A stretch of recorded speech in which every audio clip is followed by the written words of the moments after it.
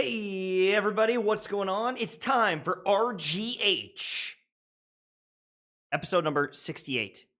We're snapping in here with some god tier topics that are not updated because I forgot. Wait, what? Hey, what?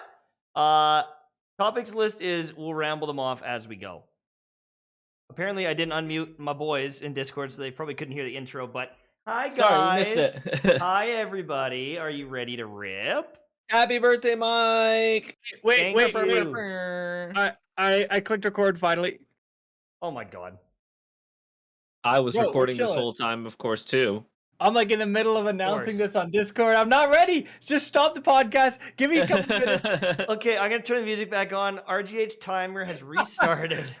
Okay, so I forgot to update the titles list, so we're all doing something pretty sus. We're gonna talk about we're gonna talk about Oh my god. censorship across the pond on multiple different video game companies, as well as my favorite game, Genshin Impact. We're going to talk about a massive lawsuit with Activision. We are going to talk about some Battlefield news, and a new map got teased, and a new director for the game, and just a bunch of other stuff as we see fit. So it's going to be a great day. You're going to have to handle the transitions, because if we can't see the... I am not keeping track of the topics. I'll fix them later. I'll think about it. So let's just jump in with... You want to talk about the Activision stuff first? The big lawsuit? Yeah, we may as well. All right. It's kind of a big deal. It's like the biggest cheat site out there for Warzone, but this is actually good news for other gamers too. If you don't play, I don't play Warzone, but this same site makes cheats for like Halo Infinite, you know? So if you're a Halo gamer and you're like, why should I care about this? You should care about this. So, yes. I mean, and they're a subscription-based model. So you pay every month to get access to cheats for multiple different competitive shooters like Halo Infinite, Warzone, I think even like CSGO. I don't know if they do Destiny stuff. I don't really keep up with Destiny cheats anyways. But anyways, this is pretty good news. So it was actually like, what was it, $2,500 per infraction. And so when you add them all up, they said it's like an 8-figure lawsuit. It's a lot of money. My question is like how much of that gets paid out, or how that actually works.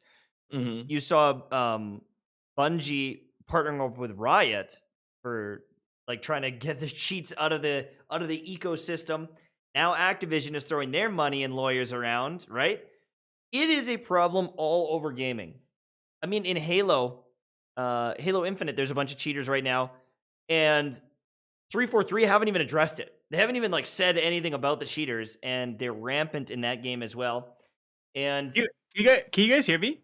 I can hear you. Okay, I may not have had to plug in my mic. We're prepared here. I want to say about the Halo thing. The Halo solution is literally like, if we pretend there's no cheaters, then maybe people won't notice. I know. They're like, people get killed by such BS lag anyways that they won't even notice that there's cheaters. Oh, it's true. It's just like every single game that releases, there's no avoiding it. It is a rampant problem, and I just don't take any shooter games seriously anymore. I just don't take anything. My competitive edge is gone until they get it under wraps, because I don't know if you beat me because you're cheating or because you're better than me, because everyone has access to these things. It's really not that hard to get, and they're getting them in games in the first day. Like 2 days into Halo, people are already cheating. How? Like, do you not have to back-end engineer the code? How the hell are you injecting a cheat into a game that fast? It seems bizarre. Or like you worked at 343, and it's like, I mean, they don't have an anti-cheat. Yeah, they don't have an anti-cheat. I'm gonna write it. Right? Or you're one of the people who got fired at Bungie for harassing everyone. You go into cheat making. Like, who knows, bro? Yeah, listen, I can't get a job in the industry anymore. Yeah. Man, it's so crazy. And we went over before, like, there's millions of dollars to be made. Like, Activision is suing this company for $1 billion or whatever, or this whatever it is for $1 billion, right? Like that, and it's $2,500 per infraction, right, or something like that. Yeah. So that's a lot, dude. I don't know how much 2,500 goes into $1 billion, but clearly a lot. So that's everyone who bought those cheats. And often you have like a subscription service to cheating software. It's like $100 a month or something, maybe. I think I heard that for like one ring. Ring one. Yeah. I mean, I don't know what it's called. Yeah. No, but seriously, it's like there's money to be made in designing these cheats, which is because there's so many people who cheat. which is so wild because again, we've talked about. I just don't understand. Like for me, dude, I would get so bored if I like just pressed my trigger and it just auto aimed on someone. Like, what's the point? Like, what am I doing here? But exactly. Like, it's in what game? Like, would you sit down and play chess and just be like, "Yeah, just play for me"? Like, no, I wouldn't. Yeah. Are you telling me you're gonna log into RuneScape and you're not gonna click all those cool ore day in, day out and get your mining level up? No. Bro, that was that's how I spent my entire childhood was clicking coal ore, bro, for 6 hours a day. Right? Yeah, like I don't know, it's very bizarre, and it's definitely like it is definitely a weird thing, but this is something that could curb it because if you're attracted to the money and you're like, bro, we could make hella money, but might get sued for $1 billion by Activision. Maybe. Like, I see these guys. It's a harder pitch to your butt. It's a harder pitch. That's right. I see these guys as sort of like the modern era mobsters, like we had in the early 1900s, where it's like you want to run your underground thing, you want to make a boatload of cash, but you got to be careful. If you get too greedy, you're going to end up on somebody's radar. You don't want to be on their radar, and then they're going to come after you. So it's like they're like the mobsters of today. They're trying to get big, but not too big. But they start getting greedy, and then they can run a subscription service, and they're making millions of dollars. And guess what? They gonna come for you, dude. Yeah, I mean, but we said this when Bungie teamed up with Riot to sue Gator cheats, bro, or something like that. And we said, hey, let's hope more companies do this. So it's Gator cheats down. There was another one recently that also happened, and now this cheat maker going down. Cause like, listen, you can hire a lawyer. I guarantee your lawyer is not going to be as good as the Activision lawyers, because God knows those guys are working day in and day out these days, especially. You know, these are some experienced lawyers here. So the sheer amount of money that Activision has to put behind suing these cheaters, like, you're done for. There's no way this cheat service is going to be around, so it's going to have to pull. And then if the court makes them, I think potentially this happened with Gator cheats, if the court makes them provide the user data, and so now they know everyone who's cheating. That's right. That's good too, and that's potentially huge. Because then they're all getting banned, and it sends some ripples, and maybe that slap on the wrist is like, oof, I just lost my $70 game. I can't play it ever again. I don't want to do that anymore. And I've paid my year-long subscription that I'm not getting back, or whatever. Right. My question though is like, when do they get deterred enough to stop fully, or do they just keep making new companies and like calling themselves bankrupt? I don't know. My question is, if you're getting sued for $1 billion, do you maybe fold and go, listen, I'll tell you how we did this. I'll tell you how to defend yourself. Please don't make us pay $1 billion. Yeah, right? I think that's probably almost what Activision is hoping for. Right? Like some way to defend themselves in the future, because like they're losing. They're $1 billion companies that are losing to cheaters. I mean, it pretty clearly says in the terms of service, like, y'all can't cheat. Like, you know what I mean? So, that's another interesting thing, is like they don't actually get $1 billion, but they get the source code of the cheats or whatever, so they can go in and say, here's exactly how they made it. And again, the user, I think that getting every single person who bought or is currently subscribed to this cheat service, that's another huge thing. Yeah, that's right. Because if they're going to cheat on one game, they're going to cheat everywhere. You got to pay, right? So you can follow a trail. So some people are dumb enough to pay with their actual credit cards under their name, right? I'm sure people are paying from PayPal, but hey, PayPal can be traced down to like certain. So you can go after a lot of people this way, and it's. Feel like, hopefully, dude, the tides are turning, because again, like, if you're honestly, it requires a lot of skill to make these like really good cheats and to get behind. If you have this much skill in programming these cheats, you can go and get a legitimate job that's probably willing to pay you a decent amount, maybe not quite a fraction as much as you would make. Yeah, but you're not going to get sued for $1 billion. Yeah, but you're not going to have a Lambo for a couple months before you get sued. So That's it's right. You gotta live that high life for a couple months. Yeah. Can you imagine that reckoning day though? If the user data did get out and then they just did like a mass wave of bans, you know? You're like watching your favorite content creator and they're like signing into Warzone today. All right, who's ready to play? So what? It says I'm banned. You know what I'm saying? Like that day of reckoning. Doc That'd be gets great. banned.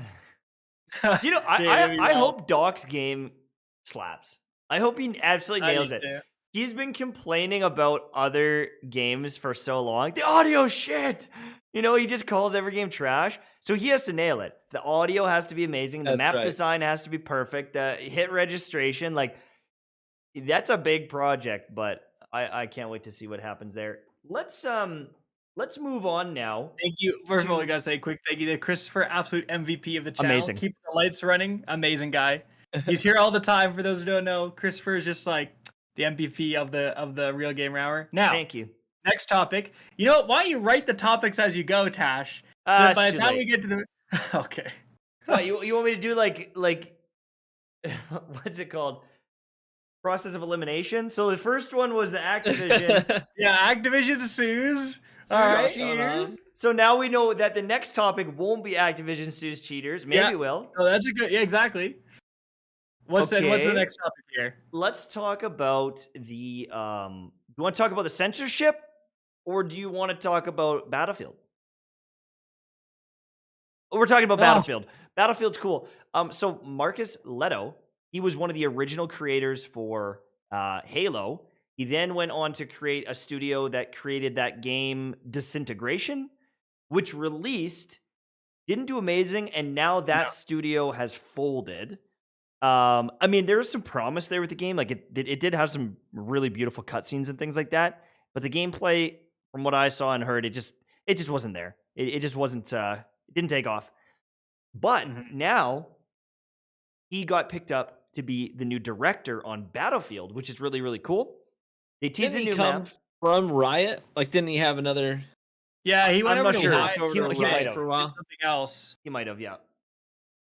But anyways, Battlefield picked him up. So he's been in the industry for a long time. Like this guy's a lot of experience. I met him at DesiCutyCon. He said he liked my content, so obviously, man of great quality judgment. And I'm pretty sure he follows me on Twitter. Let me check this. Probably not. I don't think we follow each other. We follow each other. I could go into his DMs right now. Do it. No joke. No joke. DM him and say leak stuff for the podcast. Say that. And see what his response is. I could DM him right now, but obviously I gotta be respectful. I'm not gonna do that unless I have. Hey. I could whip over. Hey, congratulations on the Battlefield promotion. By the way, add more weapons because that's what we need. I'm just kidding. But pretty crazy situation there. And this guy has been super active on social media in a good way. Players really want to feel like they're heard. They really want to feel like if there's a problem with the game, that there's solutions.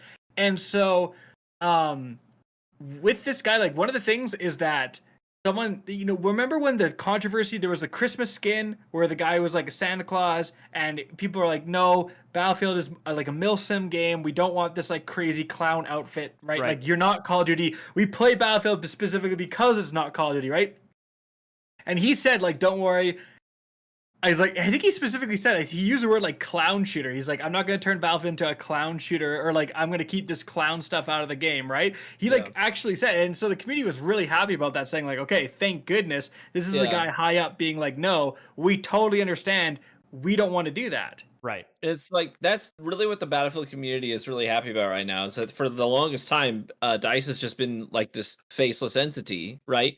Yeah. And they're giving feedback, they're making complaints about the direction that the franchise is going, and they're raising their concerns, and just some nameless, faceless person, on their Twitter account or Reddit or whatever is interacting here and there, but they don't have a face or a person that's sort of like a leader in the community on that end, from the developer side. So now it's really refreshing for them to have someone they can look to who's saying, hey, like even.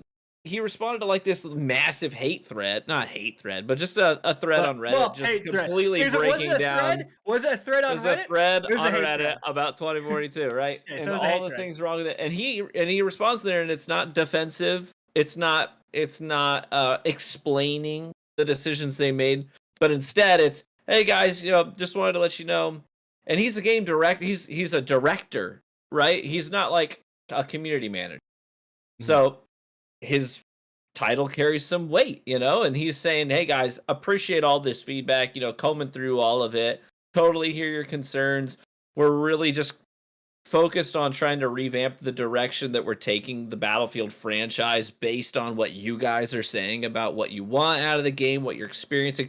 So it's like, it's great that they're hearing their criticism, regurgitated back to them and just saying, we hear what you're saying, and they're acknowledging it and saying changes are happening. Not only that, but now they're even like not leaking, but like teasing new maps and stuff like that on Twitter. So it feels overall like a really positive step.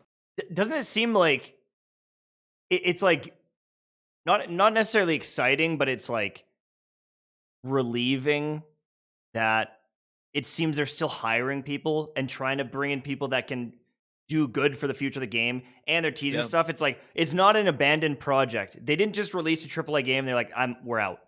It seems like they want to fix it. They want this to be a long-term thing, which is really good because, with some of these games they launch and then it's like, thanks to the money, later. Someone in the chat pointed out, he's like, dude, there's more people playing Battlefield 5 than Battlefield 2042. And that was true, like, on Steam. I don't know if it's, like, true today, but there was a day where more people playing Battlefield 5, which was not well received, by the way, until basically the last expansion. People were saying, oh, it's finally good.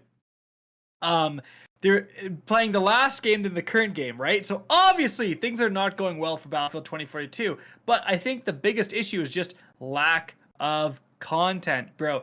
There's 2 LMGs. 2 LMGs. That's it.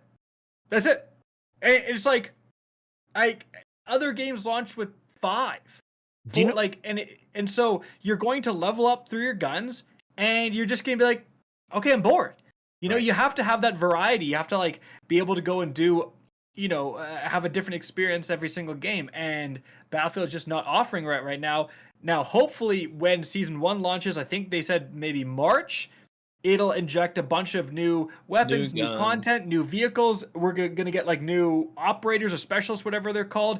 And then hopefully, you can do some fun stuff with it. And I've actually been seeing, like, I don't have a huge desire to go play Battlefield, but I do specifically I've seen so much, like, TikTok clips and YouTube videos of people, they go into Portal and they make their own like milsim game. It's like no HUD, graphics turned up to a bazillion, like you're in a huge open desert map, the weapon damage is turned up a ton, and it's just like a milsim. Like it's like an Arma 3 almost like milsim, and people are like, shooting shots across the desert at each other and stuff, and I was like, this looks freaking sick. This looks awesome. And it's just a mod?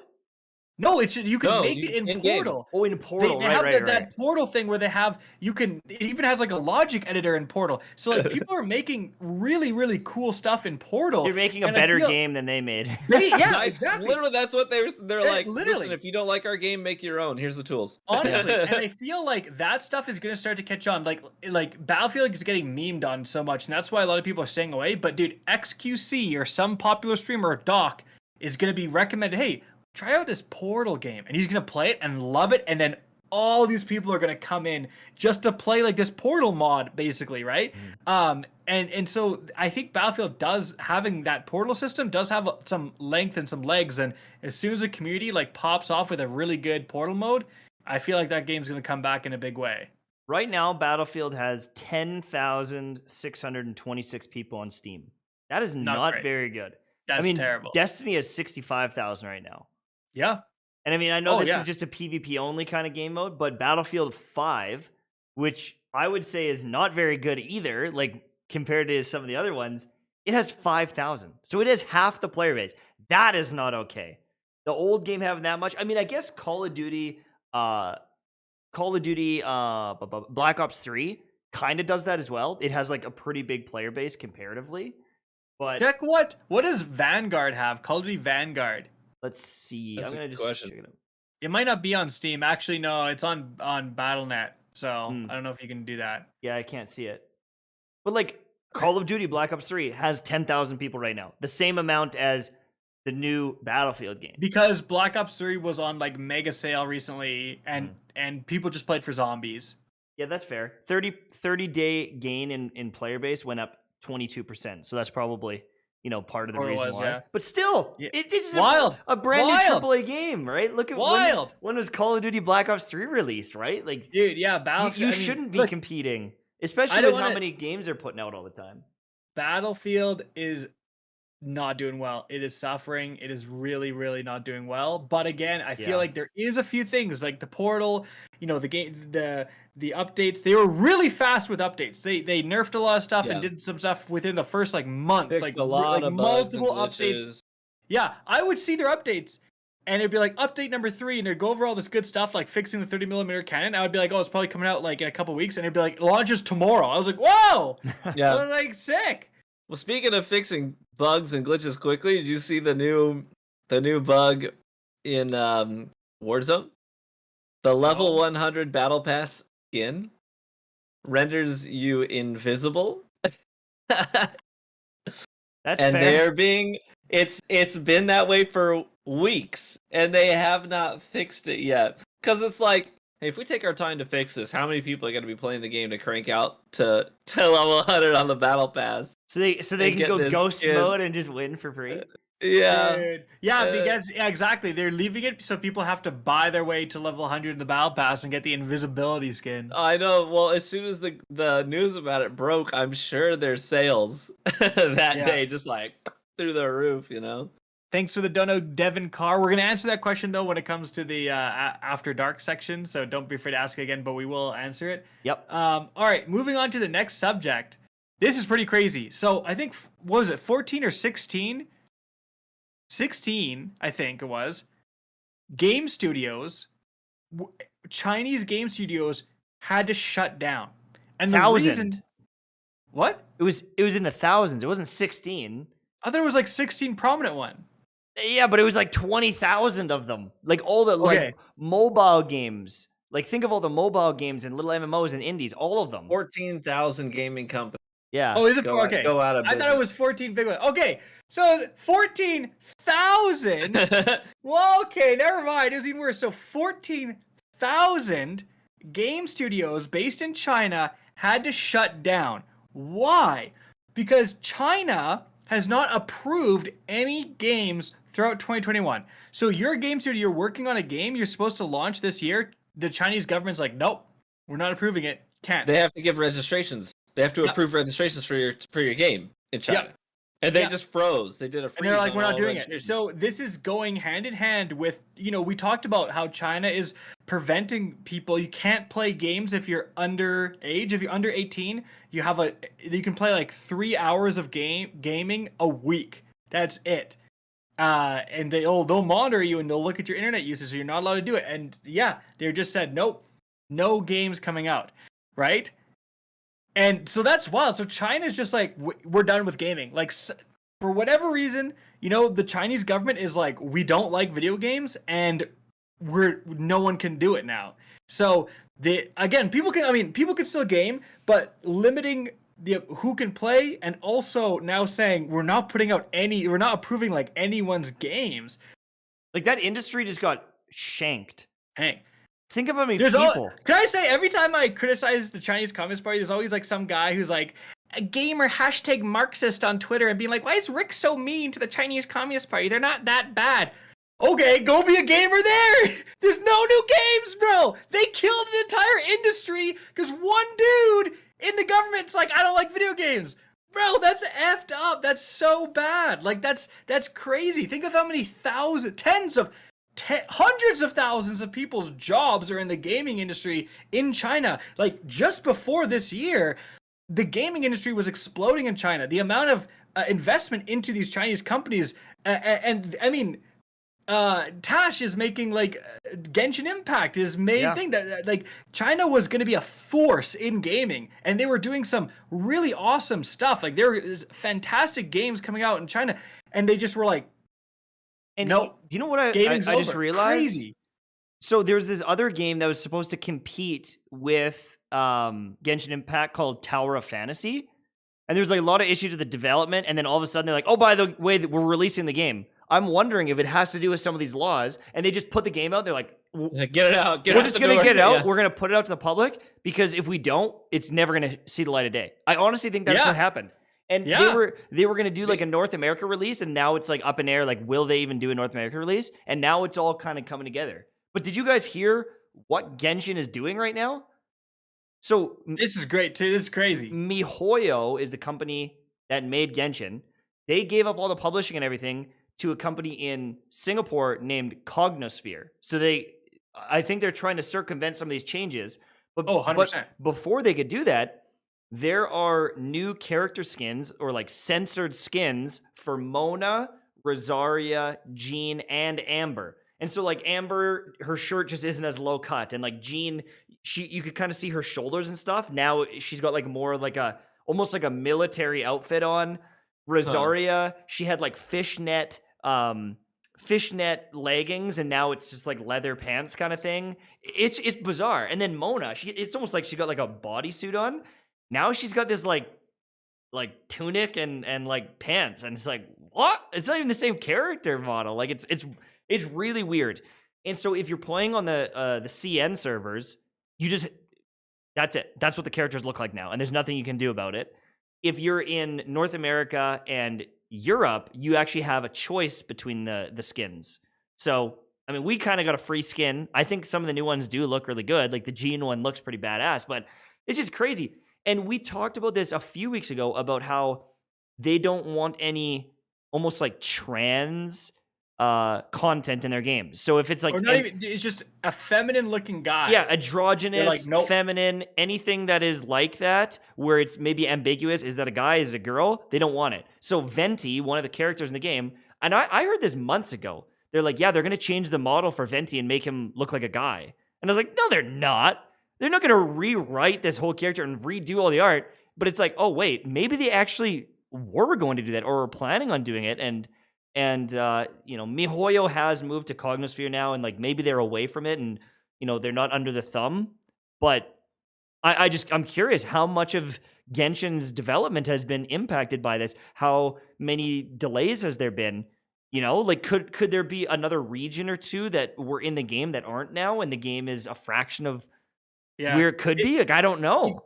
It just sucks because like the Chinese people, the Chinese citizens have clearly embraced gaming. That's why these 14,000 companies popped up, and gaming has really started to, and that's why there was billions of dollars of investment into games that would not only appeal to that audience, but games from China and so on, right?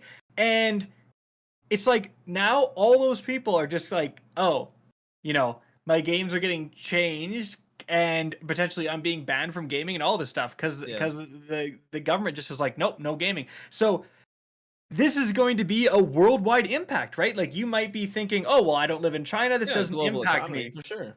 Dude, again, it's like all of those companies that potentially could make great games that appeal to audiences of the world, now maybe they're going to get screwed. And like you said, Tash, like think of all the extra work and extra development is now you basically have to have like a Chinese approved version and then like a worldwide version too. So you've got to be able to like potentially rewrite a character or do all this stuff or redesign a character because later on someone is like, I don't like that. So it's actually pretty wild, and it just hurts gaming as a whole. And the only hope really is that the Chinese government looks at what's going on and goes, oh, we actually kind of lost a lot of money here. Like this was a big industry, and we maybe didn't. I think their hope is like, okay, if people don't game, they're going to all enter the workforce. They're going to spend that time in the workforce doing all this stuff. But again, it's like the gaming is part of the workforce. There's a huge industry there. And I think that the only way that this kind of goes back is that the Chinese government looks at what's happened and been like, oh, we actually lost a ton of money. This was maybe not the best move. But unless that happens, like what do you do? I mean, there's no fighting the man or sticking it to the man. I mean, yeah, but I mean, that's not in the cards. I don't know if they care. There's literally like concentration camps in China right now and stuff. Like, there's labor issues. So I don't know if they care about anything other than, I guess, very archaic, old school stuff. And like, I think that they just believe that it's like a waste of like their potential there, which is weird because it's like they've thrown. I feel like they've thrown human rights out the window here. Like, you're not allowed to watch TV. You're not allowed to play games. You're not allowed to have any extracurricular hobbies or fun or relaxation. It's like, what? At what point is the society just going to shut down? They're not going to be productive. They're going to just burn out all the time. Like, it's bizarre. I feel bad, honestly. Can you imagine if you just got gaming taken away from you, or you're an athlete and it's like, yeah, by the way, you're not allowed to play that sport ever again. Nothing you can do about it. What? Yeah. Wild. Truly. Absolutely wild. Maybe guys rethink putting hashtag Marxism in your Twitter bios. Turns out it's got some downsides. Like, couple downsides. You know what I mean? Like, Jesus. So, and then like the other thing I was just thinking about too is like there's a thing about Tencent and how Tencent is like trying to transition studios. Well, but it's trying to sell off like a bunch of different things too, because it's like we bought all these companies and games and we can't they're not even going to make the games anymore. And so it is bizarre. I don't know. They have screwed so many companies and people. I just don't see how they justified this. I don't know. It is beyond me. When you are a one government system, you don't need to justify anything. You don't need to justify anything, dude, because no one can criticize you. That's the point. So let's move on to another gaming topic. What are the other ones? Process of elimination. I don't know. You're in the. I don't know. I can't bring it up because it'll ruin the stream. So maybe you guys. I'm gonna guess that we are going with Ubisoft Xbox Game Pass team up. That was a big one. Okay, so while one country is saying gaming sucks, Xbox is saying we're going to become the greatest gaming platform there's ever been. Honestly, we're going to monopolize this. Billions, dude. Yeah, and so now it's looking like Ubisoft is partnering up with Xbox Game Pass. So, and does that mean Ubisoft games will be on Game Pass? So what was announced for sure is that the Rainbow Six Extraction game is going to be available day one on Game Pass, I'm pretty sure, because Ubisoft tweeted out, "Oh hey," at Xbox on Twitter, and then they announced this, right? Right. And so they've clearly are starting a relationship. And then a lot of people are saying, well, there was a bunch of rumors that Ubisoft Plus could be coming to Xbox Game Pass. So this kind of just reignited that whole thing. It's like, okay, they're clearly, I mean, like, if they have this other thing, they have Ubisoft Plus, which is exactly like Game Pass. You can subscribe for $5 or whatever it is a month, similar to the EA one, EA Play, and then you get Ubisoft games and old Ubisoft games you get access to and all that stuff. If they are like, what would be a better thing to say, hey, early launch or something for our new Rainbow Six Extraction game if you subscribe to Ubisoft Plus? But they didn't do that. They said, no, subscribe to Game Pass. And that to me says they might be going away from the idea of Ubisoft Plus, because I doubt Ubisoft Plus has a ton of users. It's probably not very lucrative. Probably costs a lot to maintain. And Xbox is probably like, we'll buy Ubisoft Plus for however many, $1 billion or whatever insane amount. And then if Xbox pulls us off, they're going to have the EA library, the Bethesda library, all the Xbox Studio stuff, and now Ubisoft. So Assassin's Creed, Rainbow Six, what else is on Ubisoft? Watch Dogs, like a lot of stuff, dude. Ubisoft makes a lot of games. So that is insane. Xbox Game Pass, it really could just be like the one. It looks to be like the Netflix back before there was Disney Plus and all this other stuff. It was just Netflix. Is it worth investing in Microsoft because they're going to be a juggernaut Tom in Warren gaming? confirmed. Tom. I saw Warren him tweet about it. So am I wrong about that? Like, that would have been a little after. Let me look here. Do it to it. We got to get the facts. Did we get a the leak? deets. Is there a leak? No, I'm just trying to see where he says Ubisoft Plus. Oh, Ubisoft Plus is coming to Xbox. Yeah, The Verge is reporting that Ubisoft is okay. So I thought it was like I know the Rainbow Six thing was what it was announced today. Like Ubisoft Plus is not available on Xbox like today or anything. Yeah, Rainbow Six is day one on Game Pass, and yeah, so I guess it is the whole thing. That's amazing. Wow. If you don't have Game Pass, what are you doing? Oh no, Ubisoft announced. Okay, I read that wrong. Ubisoft has officially announced Ubisoft Plus is coming to Xbox, and Rainbow Six Extraction is day one on Xbox. Okay, so I saw the tweet announcement and it wasn't clear, but there's a separate article that was released after by Ubisoft. No, so it is getting Game Pass. So everything I said about how huge it's gonna become is 100% happening. There you go. So every good luck PlayStation competing now. Okay, so every old Assassin's Creed game, like I would expect probably everything from like what is it called? Odyssey backwards on Xbox. Probably Rainbow Six Siege on Xbox. The Division games probably on Xbox. We've got For Honor on Xbox. Cause this is so smart, actually. Like, think about all those games I just mentioned. All right, every single freaking one of them, dude, is like a live service game. For Honor is still chugging along, bro. Yeah. For Honor. They made so many changes to that game. There are people out there. I don't know who they are. All they do is play For Honor. So that game was dope. I loved that game. Think about how smart that is. Is like we just get more people into For Honor, and we just have the microtransactions. Right? More people into Rainbow Six. I can't believe Rainbow Six isn't free to play at this point. Because, like, they have the alpha packs and stuff. Like, it's all about the microtransactions. They're just going to get so many more people into these games that are going to have these microtransactions. Crazy. I'm making my own game and putting it on Game Pass. Day one, free. Yeah. No cost. I'm telling you, man, PlayStation's got to do something. Because this isn't the first time we've reported on something like this where Game Pass is just collecting more and more and more. They are. They're coming out with their own thing that's going to suck because there's no possible way they can compete now. Well, that's the thing. They are playing catch up hardcore. Like, they are way behind. So they're just now saying, hey, we're going to do a Game Pass thing. Meanwhile, Xbox is like, we have Game Pass and we're making it way better. And then PlayStation just announced this week, right, that they're going to be having Discord integration into party chats first quarter, which is good, but it's like none of the news coming out of Sony is as promising as what we're seeing consistently with Game Pass. Dude, this is PlayStation's Game Pass to X's Game Pass is going to be like Bing to Google. Like, yeah.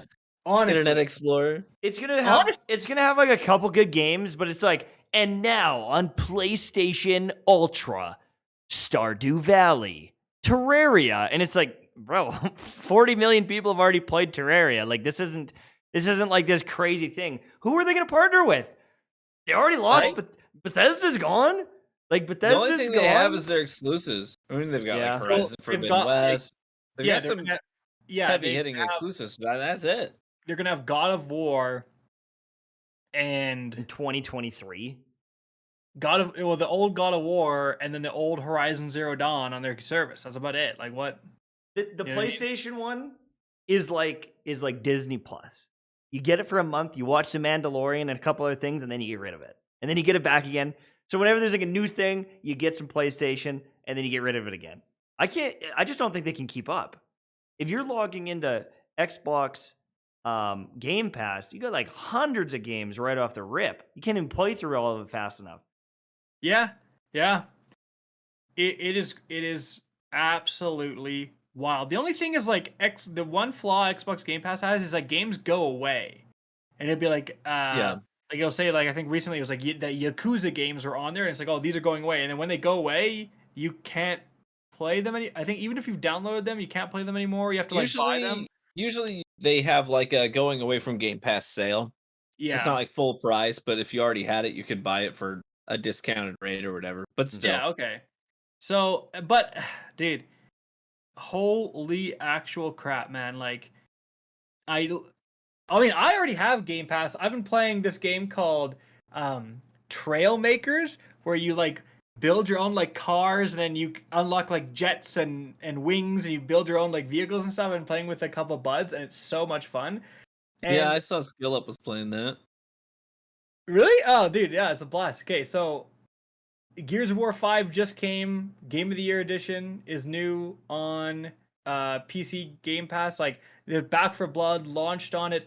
Of course, all the Minecraft stuff, because Outriders is here. And dude, Outriders, like, for free, such a good value game. Like, and it's not beholden to a bunch of microtransactions. So Forza Horizon, it's just like the amount of games. It's almost like too many games. Like, I wonder if it's going to get oversaturated. Maybe a downside, and so it'll be hard to find like the gems like Trailmakers when it's all these big games, Ubisoft, Bethesda, all this stuff. You can fix that easily with some filters, some search filters. Be like, they top rated, need most better play. filters. You know yeah, what I mean? They need some better filters. Their filters are kind of dog water. And I mean, if you have all of them, there's going to be always that niche of someone who's like, I want to play Forza and only Forza. But you know, if they've got the games on there, they'll find what they need. I'm not too worried about that. I'm just so impressed with the amount of content that they have. They have that Mortal Shell game, bro. Have you played that? I heard about but it's like a Dark Souls game. It's awesome. It's so Souls good. Games are garbage. Not interested. Okay, come They're on. garbage. Well, let me guess. Is this a game? Oh, let me guess. Can I just guess? I've seen barely anything. Can I guess? Is it a game where the boss has big slow attacks and you've got to dodge out of the way? And then you smack him a couple times, and then he swings again. You gotta dodge out of the way. Then you smack him a couple times. Is that how the game works, Tash? Well, there's a couple, but some of them are a little bit more, some of them are a little faster. Some are faster. Oh, I knew it, dude. And you get upgrades. Every single Souls game, bro. I'm playing Elden Ring until my fingers fall off, though. Like that game, it's funny because you see all the hype for these games. And then people get their hands on it, and it's like, yeah, no, it's not as good. All the people that have played Elden Ring, they're like, it's better than I thought. And so now my hype is even higher. Like Vadi Vidya and like Iron Pineapple and all these people that are like really dedicated creators for Souls games, they're going in and saying it's the best game ever. So it's just like, well, all right. they just played it for 15 hours unending. Yeah. I know. I'm always in favor of. I never want to see any game fail. I mean, even if it's a game that I have zero interest in, I want it to be successful. You know, that's how I am with Infinite. I have like little to no interest in Infinite, but I cheer it on, and I'm happy whenever it's successful at anything. So for me, Starfield's the one that I'm most anticipating. Is there an official release? I keep seeing people playing it. Starfield? Oh no! I'm thinking of Star Citizen. Sorry. I'm like, no, you don't. Wait, no, where? I was thinking of Star Citizen. That's my bad. Yeah, Starfield. I hope that they can nail it. I hope that they can nail it, and I don't know why. I feel like with space, they get it wrong a lot of the time. Like not them. I'm just like any game. A lot of time, I as soon as they go into space, things start falling apart. It's like we added a flight mechanic, and it's like not worth it. It didn't work. Yeah, I know that. I'm sure fantasy is a little bit easier to write because it's like a bear is like we know what a bear is. If you have to come up with new enemies and new things that you've never seen in new areas, I don't know if it's just harder to get creative that way or make something believable or what it is. But I like the realms where space and fantasy collide. That really gets me. I mean, the Metroid Prime game. Yes. Like where space and fantasy collide, man. There's some magic there. So that's what I'm really hopeful for, because we know that Bethesda are like the kings of fantasy RPGs. You know what I mean? So I'm very anxious to see what they come up with. Well, what was the other one? Outer Worlds? It was like kind of like Fallout in space kind of idea. And that game got a lot of great reception.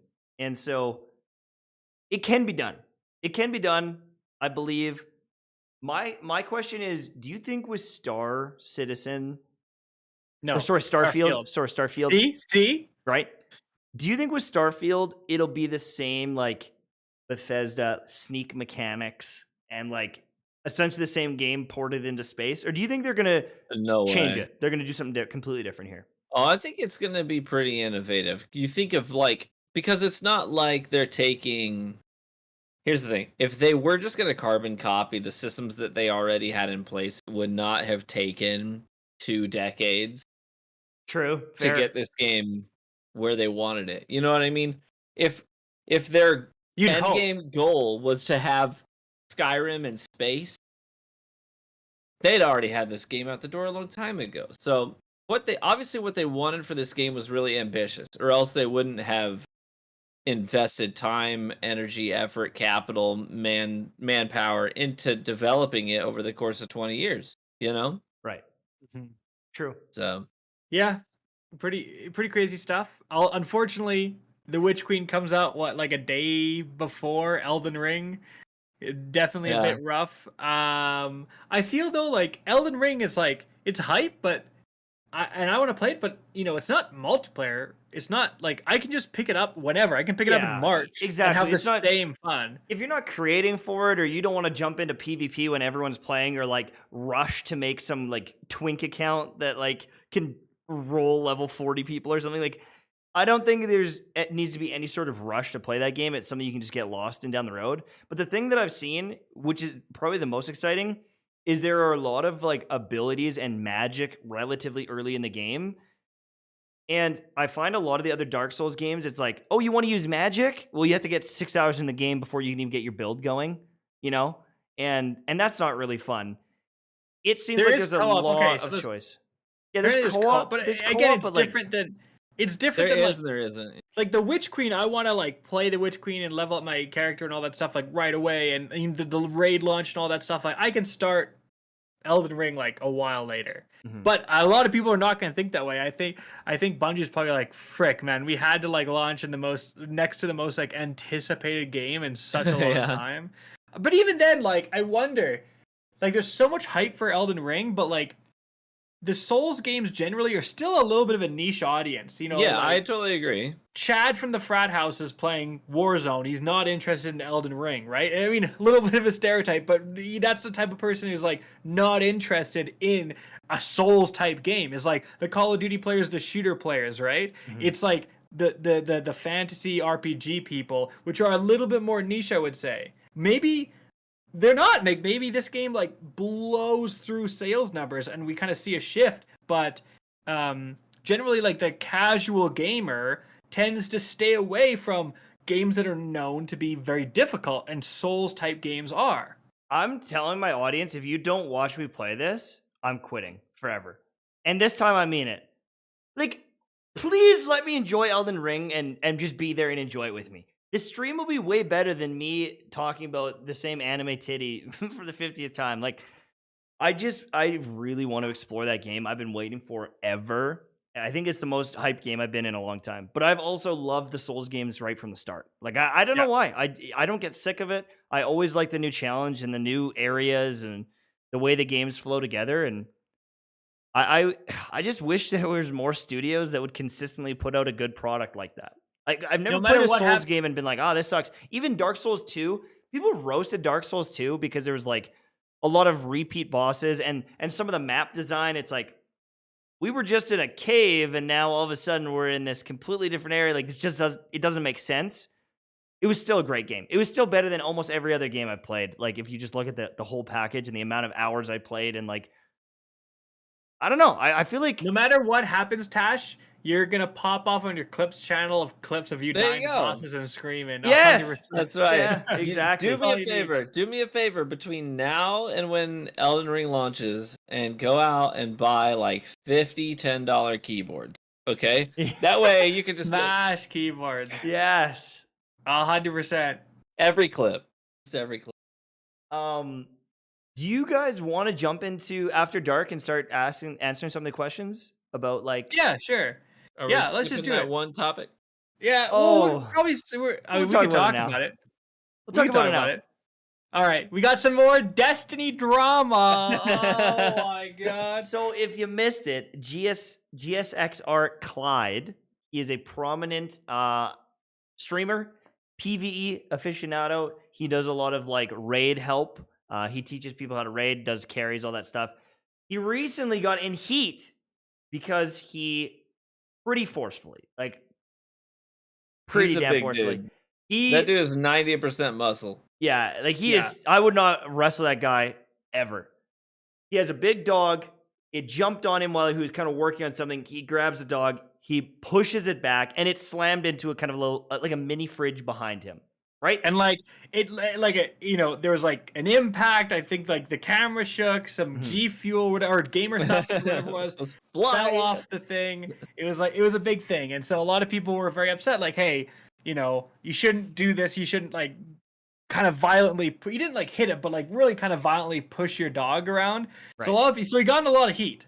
And the thing is like, if you apologized right away, it probably wouldn't have blown up as much.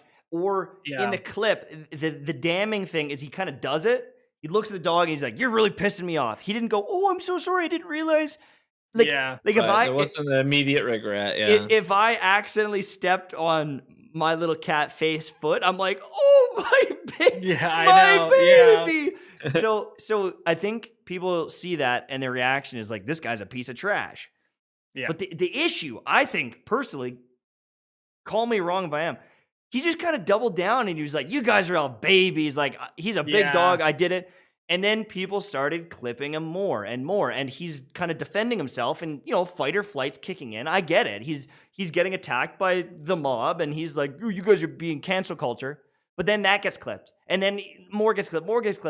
A content creator like Mylan Games, he kind of did it, and then he started roasting Mylan and saying like, to put my dick in your mouth. Like it escalated. It's never a good play to try and put on blast some of the most loved people in the in the community of whatever game. It was one of those things where like it was not good. Like you shouldn't forcefully push your dog, and it's like, I thought at first he had like a food item, and I can almost understand that because like if it was chocolate or something, you're like, holy, get it, like, you know what I mean? But it was like an item, and then you push the dog, and then obviously he didn't mean to like have this dog hit the fridge, but then it did, and then you didn't like, "Oh, are you okay?" Like, "Oh, he's fine, guys, sorry about that," type of thing.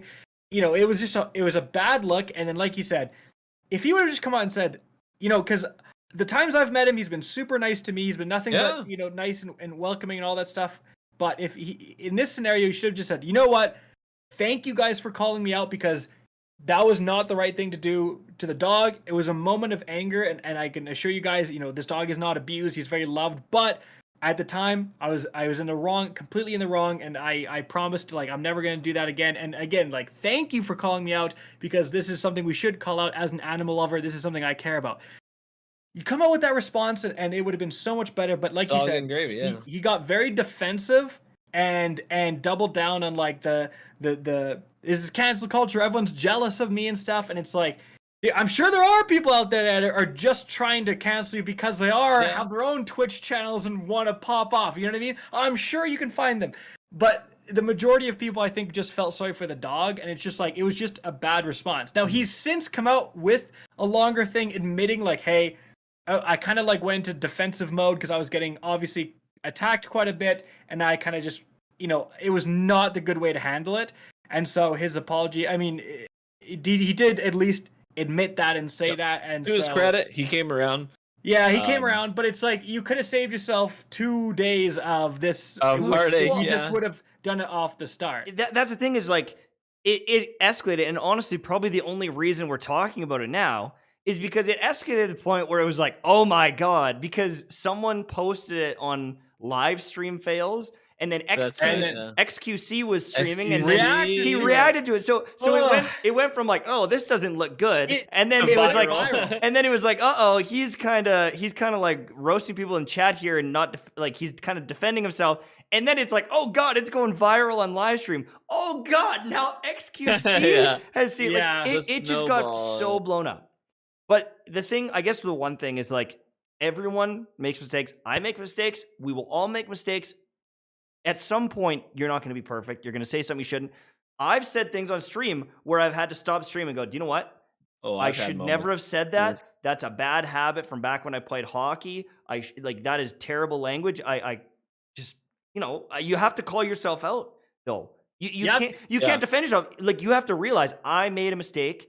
I can't do that. I don't want to do that ever again. And you just have to try to work and be better. And that's the key. Is like people just want to see you progressing towards being better. If you're sitting there like, oh, it's a big dog, then they're all worried. Well, now you're gonna do it again because you obviously don't think it's a problem, right? Well, and what's he gonna do to it off stream when people aren't watching? That's what. Exactly. So yeah, it's 100%. weird. It's like there's a fine line to walk there because absolutely, when things happen, you want to hold people accountable for their actions and give them the opportunity, give them the grace to come around, make apologies, all that stuff.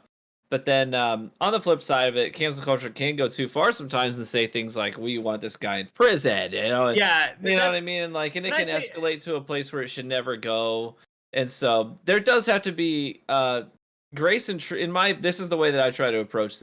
Grace and truth have to go hand in hand. It's okay to be truthful and be like, call something out when you see it and be like, "Here's the truth. That was wrong. You got to be." Held accountable for that, but you also have to walk that line with grace as well and compassion because everybody screws up. Unfortunately, it also turned because he was using in his defense like, "Oh, this is just cancel culture," and that is not. And he was right and wrong. You know what I mean? It was because calling someone out is not necessarily cancel culture. Holding someone accountable is not cancel culture, right? And it's just not a good look when you're getting in trouble and you're going like, "Oh, it's just cancel culture." It's like, well, you pushed your dog a little too rough. That has nothing to do with cancel culture. You did it. Like it's on. Yeah. It's on. It was in his 2021 highlights. Like it was not a good look. At the same time, you also like see the part of cancel culture because people were like not just saying, "Hey, this is not right. You need to do better. Refrain from doing this in the future." People were like, "I hope this guy gets banned from Destiny 2. I hope he can never stream again." Like it's like, okay. Maybe let's not go for like ruining someone's life over this. And that's the element of cancel culture that did rear its head, where it's like, dude, calling someone out is not a bad thing. Holding people accountable is not a bad thing. But the nuclear button, everyone just wants to press the nuclear button on Twitter. It's like, oh, let's ruin this guy's life and take away his livelihood. Yeah, and take away all his livelihood and whatever. It's like, like put him in prison, all this stuff. It's like, whoa, okay. Like that. If you do that, it's no one's benefit, including the dogs. Like, let's all take a step back and just like learn and get better and improve as a person going forward, right? And again, horrible way to handle it. I do feel a little sorry for, like, of course you're going to get very defensive. Like a lot of people have never been in a scenario where like the mob is out to get you and there's where like that many people. It's a weird scenario, right? Most people are never going to experience it in their lives, right? It's weird, right? It kind of a little bit happened to me when a bunch of Reddit posts at the same time were like, Rick's intros are 25 seconds and I got so much hate. People like literally delete your channel, kill yourself, all that stuff over the length of my intros, right? It was in a very short period of time, like multiple posts, were being made, right? And so it's a weird experience. You feel terrible and there's like a mob out to get you. It's a weird thing that a lot of people don't experience, and it's really easy to get super defensive and go on the attack back and get super angry and stuff like that, but it just makes everything look worse, and it's just like it's not the way to do it. And and in this scenario, certainly, and he admitted it himself, handled it horribly. And I think and again, like then getting mad at people just calling you out, rightfully so in my opinion, is again doubling down on just a really bad way to handle it. So it was just bad. It was just unfortunate and bad all around, honestly. What was the question earlier? I'm trying to scroll up here. Hey guys, huge fan of the podcast. How excited are each of you for the Witch Queen, and what are your expectations? Yeah, I'm super excited. I could not be more excited. I think that the Witch Queen, from all that looks, is going to be absolutely huge. The new Throne World area looks massive, and I feel like 2021, it's kind of interesting, right? Like, people are saying 2021 was like Destiny's best year, but we didn't even have like a big expansion this year. Mm-hmm. We just had a bunch of little expansions, but they were like all kind of bangers. The 30th anniversary went really well. Season of a Splicer was really good. Season of the Lost was great. Season of the Chosen was not bad. We had this narrative experience going through all these seasons that would carry over to multiple seasons. And so I think like if we just continue this momentum, it'll be really good. You know, that's really the thing is if we just continue what we've been doing and have this evolving narrative and have all this content, I'm super stoked for it. Yeah. Yeah, I I'm abs want to listen to your opinion. I want to listen to your opinion first. My expectations are pretty high for it, truthfully. I'm very excited for the Witch Queen. I think Destiny's at its best when it has a massive infusion of content, lots of things to explore, new guns to try out, new mechanics to try and understand and wrap our brains around. So, absolutely, the new bigs, like Kakas was touching on, the throne world looks massive, and I really like this that sort of dark gothic fantasy vibe of having like the dead sort of misty swamplands just outside of the big bad's big evil castle. I love that vibe. So I'm really excited about diving in and exploring that, exploring the weapon crafting systems as well. But my expectations are really high. I think Bungie is poised in a great position to really wow not just their community, but people who don't play Destiny with content that's really inviting and intriguing. So my expectations are high. I really want them to deliver an experience that's going to wow players, both Destiny players and other. I think it's going to be amazing. I don't think I'm going to play it, which is Yeah. crazy. Can I just jump in? I think another way, I don't want to put words in your mouth, but you could also say, like, I think it's going to be amazing for PvE players. Because I don't think there's any announced huge PvP stuff. PvP stuff is coming in the following season. Yeah, there's going to be a couple new maps and one stuff new like map that. in the following season. Yeah, a new map. Well, I mean, a couple of new maps over the course of the year. Yeah, new maps and stuff, and obviously there's going to be so many new weapons and stuff, which will kind of bump up PvP. But like, so certainly, like, you know, for the PvE players, and I just find the PvP and stuff, like, you can add as many guns as you want. It doesn't take away the annoying things that piss me off. Like, I don't think they can fix it for me. But the other thing too is the way I look at it is, like, I have to treat it like a business. And I'm a big dog in a big ass pond right now with Genshin Impact, and they are making big updates. And when I come back to Destiny, Frost is bigger than me, Sweatsicle's bigger than me, Glad's bigger than me, Kak is bigger than me on YouTube. Like there's so many content creators that are just bigger than me. And it's like, I would be knowingly going to a very saturated pond. How many people cover Destiny full time? It's astronomical for how big the game is. Fallout plays, Cactus, True Vanguard, like there's just so many.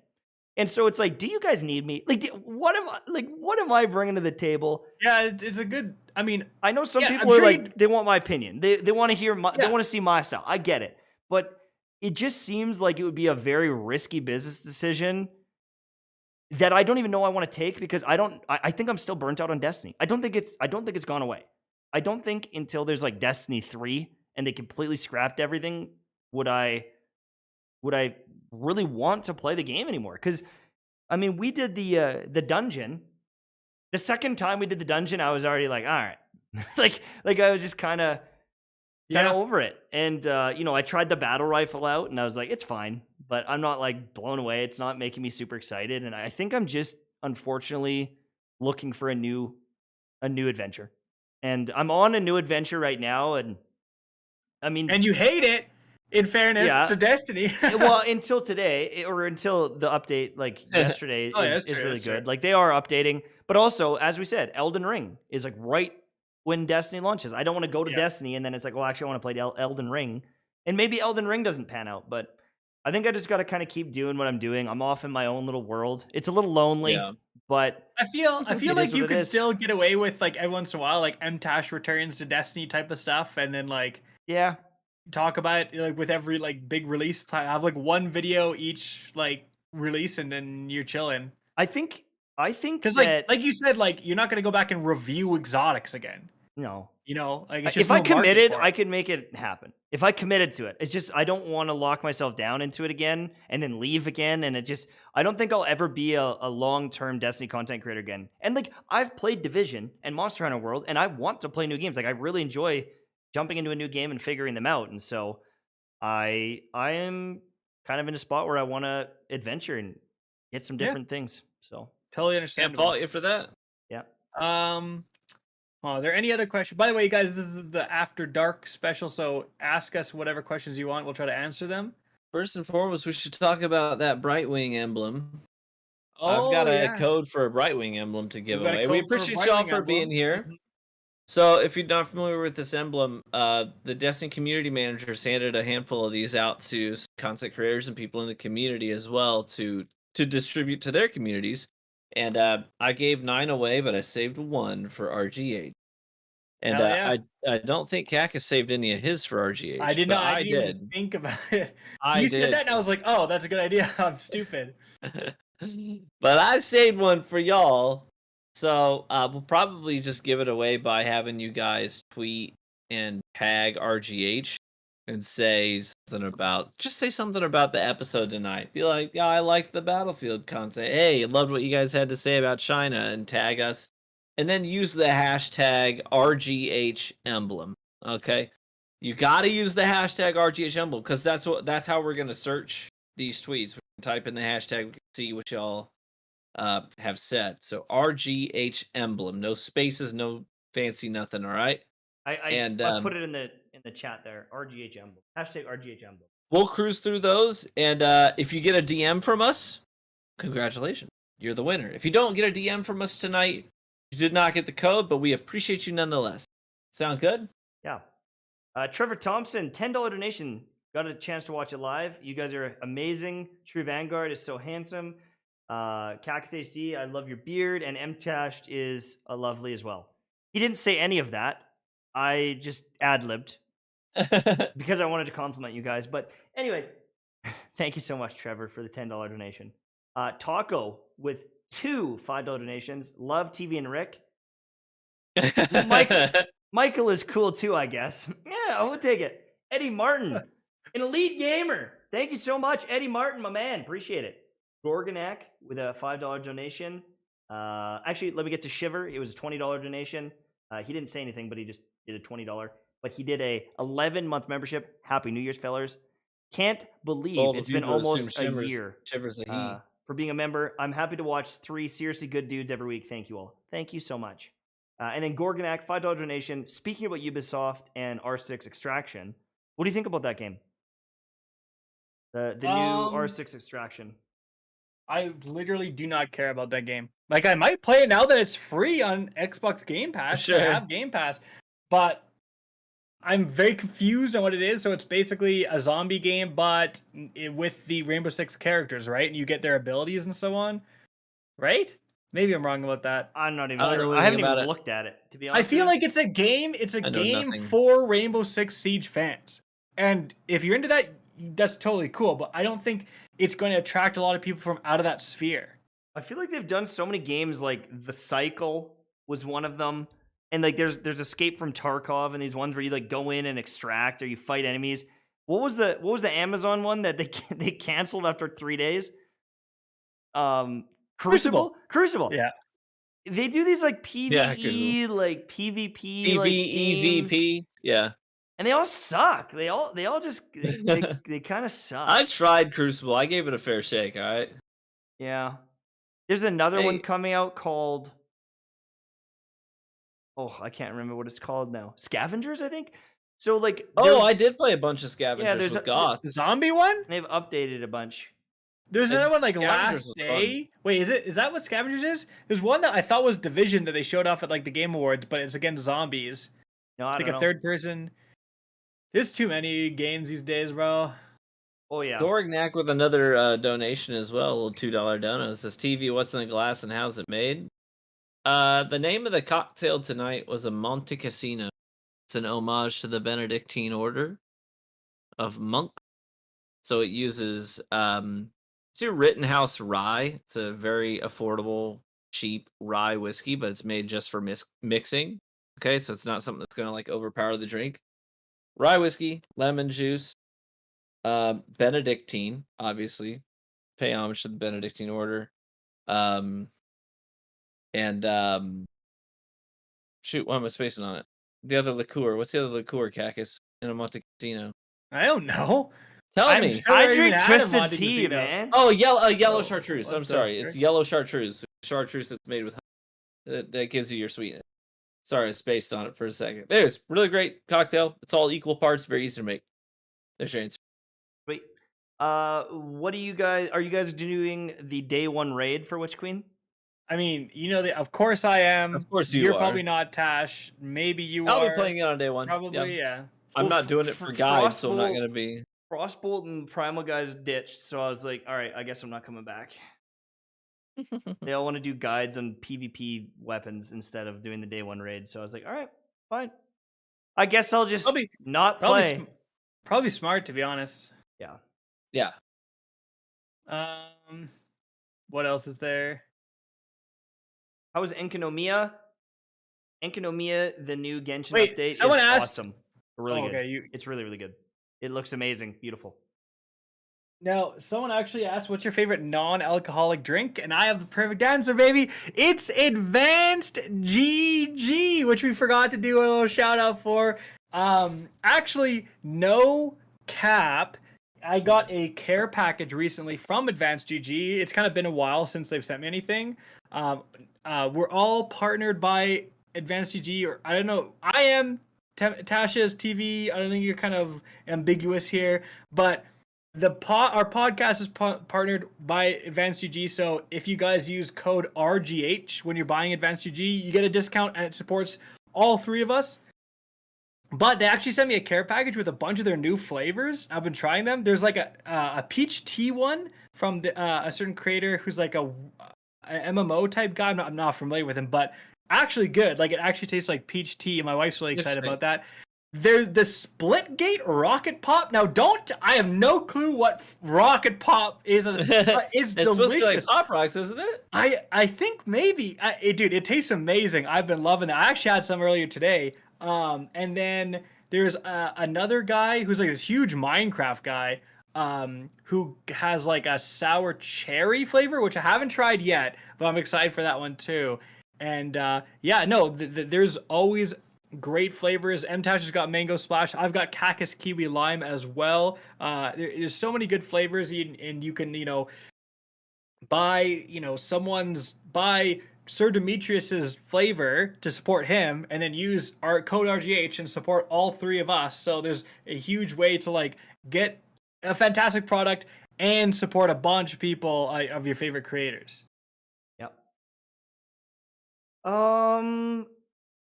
This is way off topic. How do you find events equivalent to LANfest in your area? I don't know. I mean, right now there's probably not much going on anyways because of COVID. So I know that in my area there's actually a couple of gaming hubs. I don't know how successful they are, but I've seen them. There's a couple in the Grand Rapids area where it's just like some warehouse that some gamer nerds bought and then hooked up a bunch of stuff. You pay a fee to get in the doors, and you can go around and play games, and they have online multiplayer games. But I don't know how successful they are.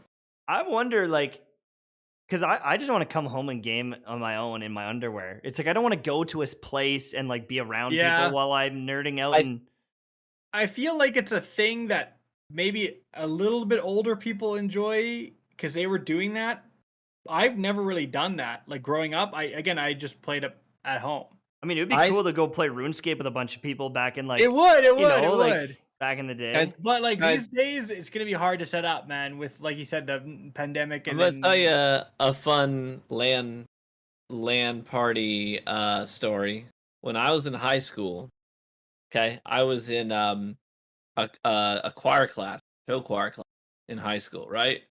And I was our like choir teacher she like booked 4 of us that were in the class for like this quartet gig. That was extracurricular. Wasn't for the school. Wasn't for the class.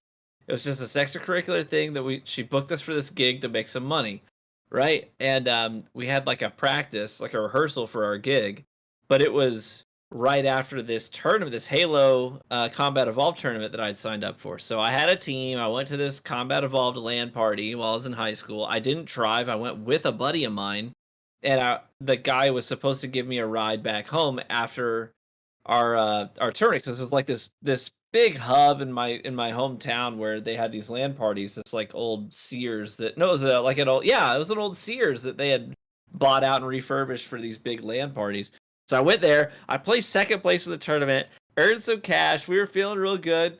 And then my buddy ditched me. Like he left and didn't say anything, and I got stranded there. So I had to like make a couple of phone calls, and I was really late leaving this LAN party, this Halo Combat Evolved LAN party, and didn't make the rehearsal. And then a couple weeks later, our report cards came in, and this lady gave me a B in choir. Now I showed up every day. Like, how do you get a B in choir? You know what I'm saying? You sing And like so that guy over there. I went to her office because I was pissed, and I was like, "Yo, why the freak did you give me a B?" I was like, give me one reason why in class I would deserve a B in choir. Because I was a 4.0 graduate student in high school, right? So my grades were really important to me. And she says, "Well, it's because you think video games are more important than choir." And Yeah. I think about that moment more times than I should, being as petty as I am. Like, I would love to run into her one day Find and her. be like, you Find know her what on I do? Facebook. Send to your Do channel. you know what I do? Yeah. That's hilarious, Oh, dude. man.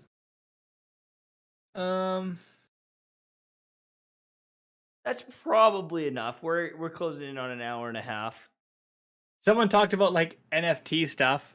Someone's like, how long till Bungie adds NFT emblems for Destiny 2? But Never. the good thing is the Bungie developers have all been memeing on NFTs, so I don't think they're super Yeah, into they it. have. Seems like they hate them. Yeah, it doesn't seem, NFTs certainly are an interesting thing, and like we said, I don't get them, but I can't make fun of them too much because people literally make $800,000 off a picture of a monkey. So Yeah. like they're clearly doing something right. But in gaming, I think I don't want to get into this topic because it's literally like an hour-long topic in and of itself. But I think the main thing is like in gaming, they need to add value. Like what value is this NFT? How does it improve the game? If you're just adding them for the sake of adding them, it seems like a money grab. Just to be on part of the trend. Lastly, we got one thing. This guy says, Cactus, what do you use to keep your beard so formed? Literally nothing.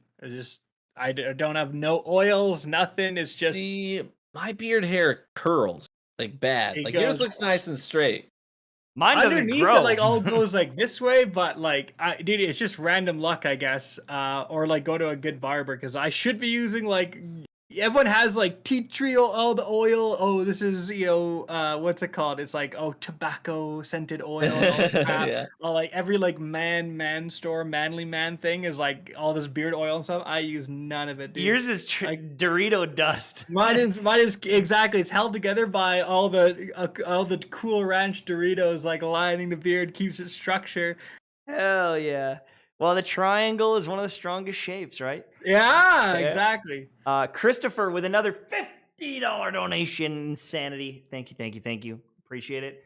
I think we're going to call it there, though. Thank you so much for joining us for episode number 68 of the RGH podcast. Next episode is 69. Hey, we got to do, bro. We got to do the hot tub. Come on in. I mean, come on in. Unfortunately, we can't leave the dog that long, so I wish. Maybe I'll just be in the hot tub. Dude. Talking over the Jets the whole time. It'll be terrible, but I'll try. Thank you so much for watching. There will be another episode next Wednesday at 9 p.m. Eastern Time. We typically do this every single Wednesday at 9 p.m. Eastern Time. I'm MTashed. I'm Cactus HD. I'm True Vanguard. And this was the RGH Real Gamer Hour podcast.